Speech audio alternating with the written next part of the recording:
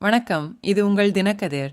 இடதுசாரி கட்சிகள் மற்றும் விடுதலை சிறுத்தைகள் கட்சித் தலைவர்கள் புதன்கிழமை சென்னையில் திமுக தலைவரும் முதலமைச்சருமான ஸ்டாலினை சந்தித்து கலரவ கொலைகளை தடுக்க தமிழ்நாடு சட்டமன்றத்தில் ஒரு சிறப்பு சட்டம் இயற்ற வேண்டும் என்று வலியுறுத்தினர்.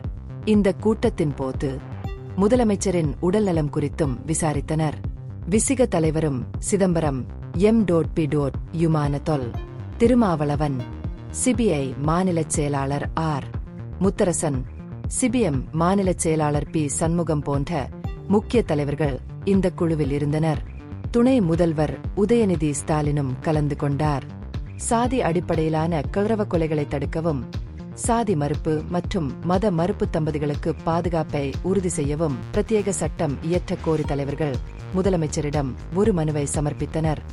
சாதி மறுப்பு திருமணங்கள், சாதி படிநிலைகளை நிலைநிறுத்த முயற்சிப்பவர்களிடமிருந்து தொடர்ந்து வன்முறை எதிர்வினைகளை சந்திக்கின்றன என்பதை அவர்கள் வலியுறுத்தினர்.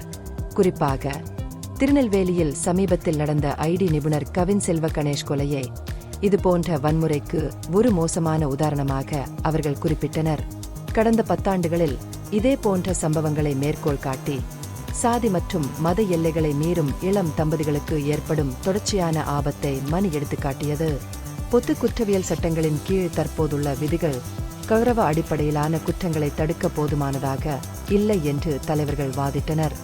இதுபோன்ற குற்றங்களை சமாளிக்க ஒரு சிறப்பு சட்டத்தை அறிமுகப்படுத்துமாறு பல பரிந்துரைகள், மனுக்கள் மற்றும் நீதிமன்ற உத்தரவுகள் முன்னர் அரசாங்கத்தை வலியுறுத்தியதாகவும் அவர்கள் குறிப்பிட்டனர்.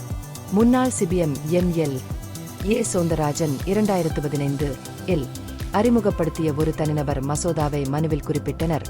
இது சட்டமன்ற வழிமுறைகள் மூலம் இந்த பிரச்சினையை தீர்க்க முயன்றது. வழக்கமான கொலை வழக்குகளாக கருதுவதற்கு பதிலாக ஒரு குறிப்பிட்ட கலரவ கொலை சட்டத்தின் கீழ் இதுபோன்ற வழக்குகளை பதிவு செய்வது சாட்சியங்களை சேகரிப்பதற்கும் பொது விழிப்புணர்வை ஏற்படுத்துவதற்கும் இந்த குற்றங்கள் குறித்த சமூக கண்டனத்தை வளர்ப்பதற்கும் உதவும் என்று தலைவர்கள் வாதிட்டனர். தற்போதைய சட்ட கட்டமைப்பு இந்த செயல்களுக்கு பின்னால் உள்ள சமூக அழுத்தங்களுக்கு போதுமான அளவு கணக்கில் எடுத்துக்கொள்ளவில்லை என்று அவர்கள் சுட்டிக்காட்டினர்.